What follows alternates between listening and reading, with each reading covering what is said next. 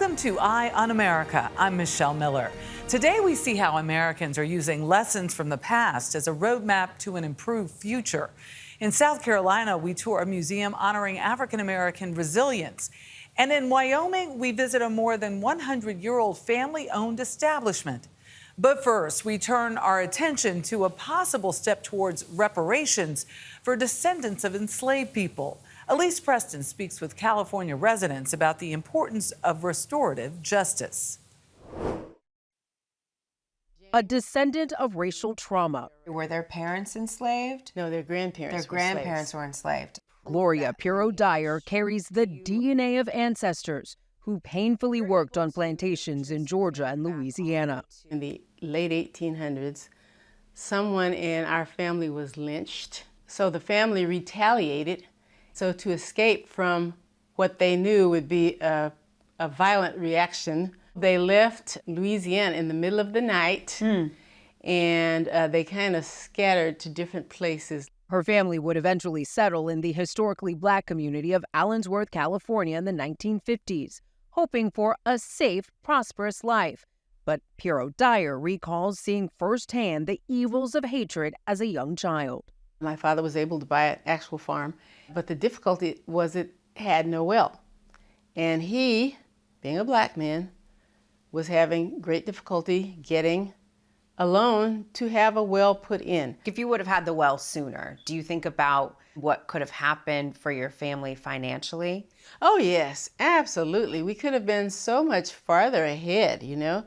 There were so many things we could have done had we had water. For generations, Black Californians have battled systemic oppression. During California's gold rush, thousands of enslaved Black Americans were trafficked from southern states to labor in California's mines and face persecution, even though the state's constitution outlawed slavery. We had lynchings in here in California, which a lot of people don't understand.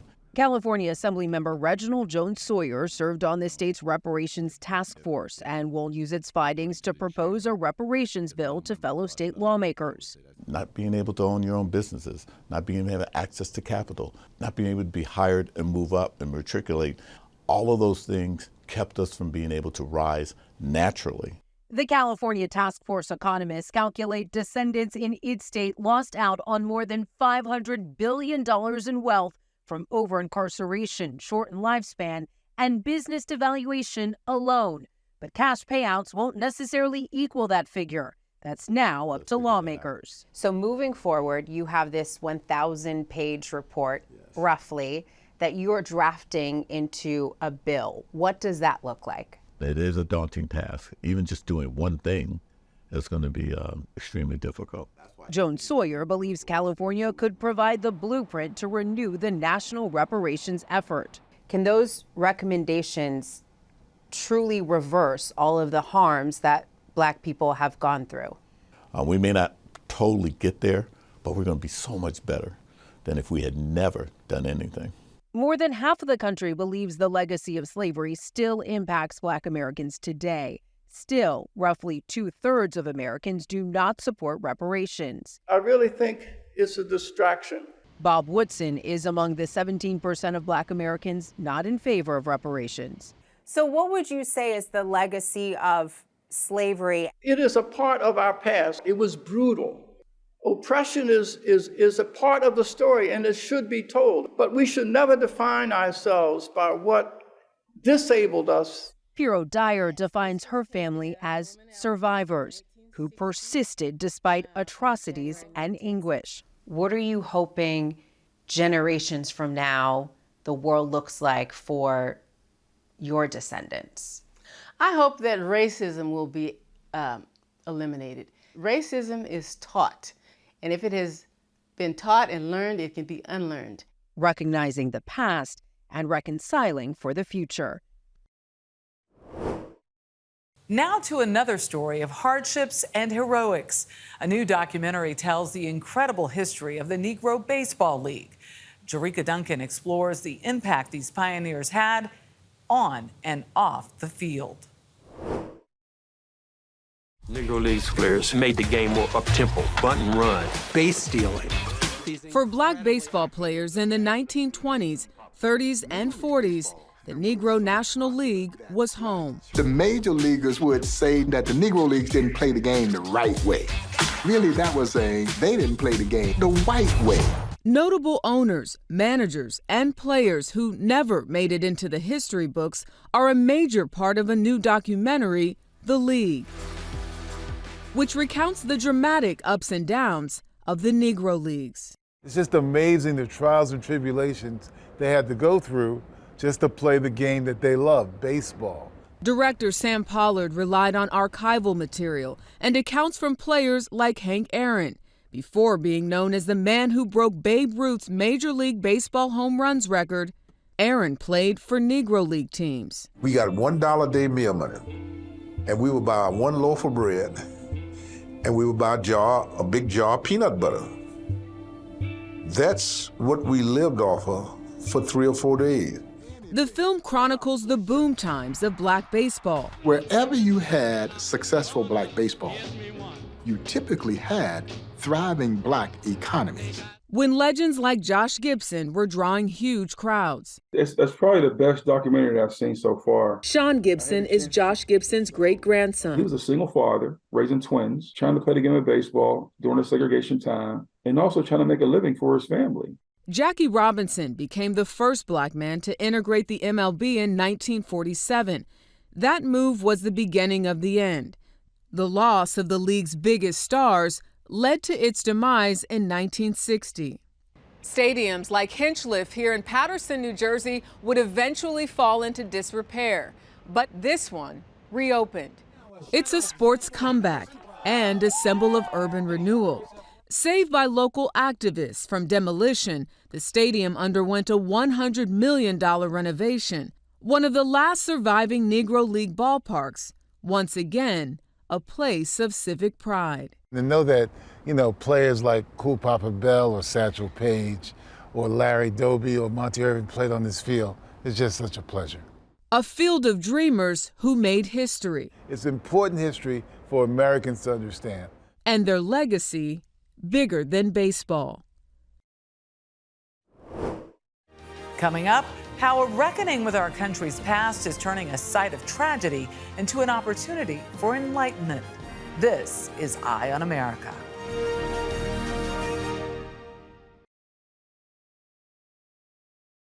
The new International African-American Museum in Charleston, South Carolina, stands over a dark part of the city and our nation's history.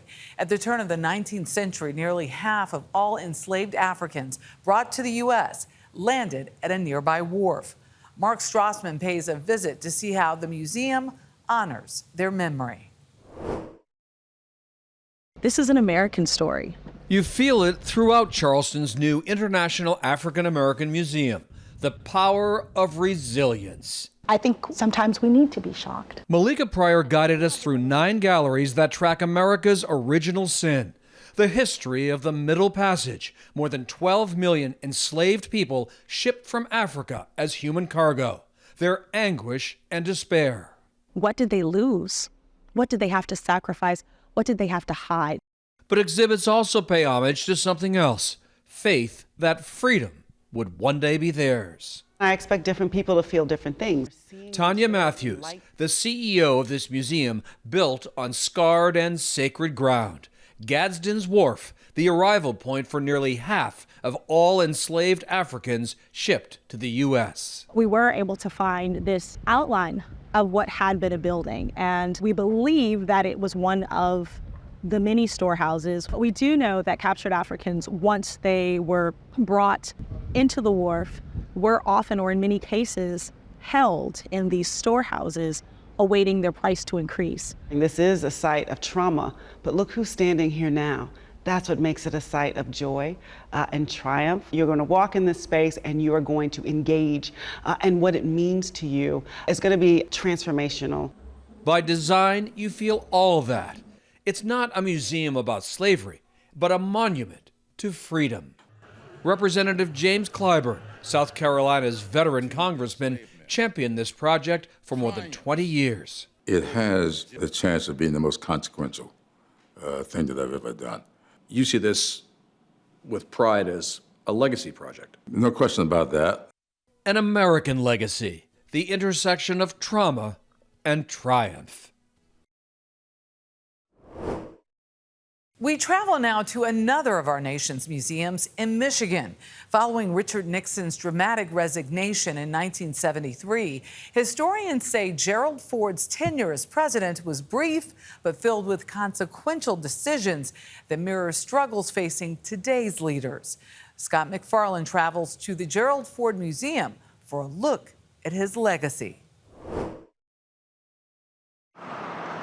Just a mile from the river near a bustling downtown, it turns out this old house in this old neighborhood might be the landmark of Grand Rapids, Michigan.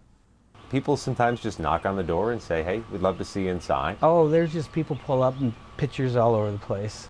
A labor of love for Rob Kent and Tim England, who bought it 30 years ago and say they're not just the owners, but caretakers too.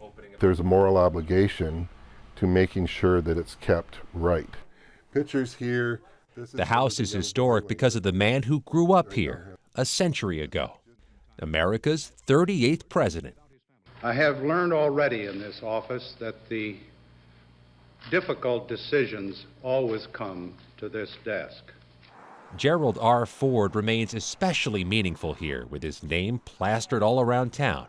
And 50 years after his unlikely ascendance to the vice presidency, no city in America celebrates his brief but tumultuous presidency like his hometown. President Ford has granted Richard Nixon a, quote, full, free, and absolute pardon.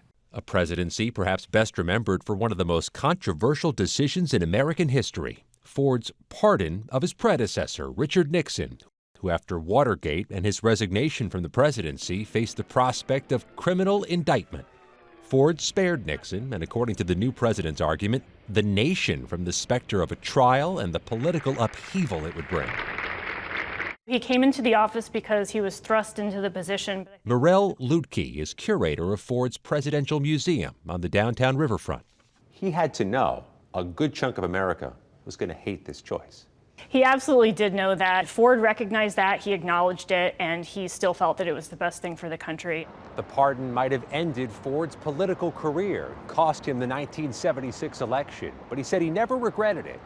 It's also part of an unprecedented presidency that has made Ford a larger-than-life icon in this Midwestern city. A copy of the pardon is prominently and proudly displayed at the museum. By pardoning Nixon, he is doing something deeply within character of the American spirit. So's the pen Ford used to draft it. Even a life-size version of the Oval Office, where Ford made the decision in 1974, and where he received letters blasting or praising that decision. The sun never shines through. Including a pat on the back from singer Johnny Cash, who wrote, "Remember that you can't do the will of God without getting a lot of people against you." And handwritten notes from children, including this one, saying Ford was half right and half wrong.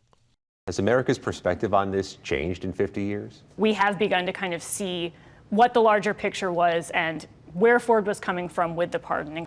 In this politically purple area of a purple state, Stephen Ford maintains his dad captures the political and personal moderation that's common here. When I look back on Dad's legacy of his very short presidency, same amount of days almost as John F. Kennedy, it's about healing. It's about healing the nation after Watergate, after the Vietnam War. It's about trying to restore some trust in the White House. In a brutal cold in December 2006, they lined up throughout Grand Rapids to pay final respects at Ford's funeral. It was about 10 degrees and the line was about 6 hours long. And the love between Ford and Grand Rapids was mutual. He paid a post-presidential visit to that old house, proving he could still draw a crowd, including the new homeowners who say they adore being caretakers of the legacy of a man they call a caretaker president. He took care of a horrible situation. That's what he had to do. Not just a controversial decision of American history, but still a rich part of the history in this place that shaped him. Ahead, the best of the West. We check in at a scenic spot that's been drawing visitors for generations. That story is next.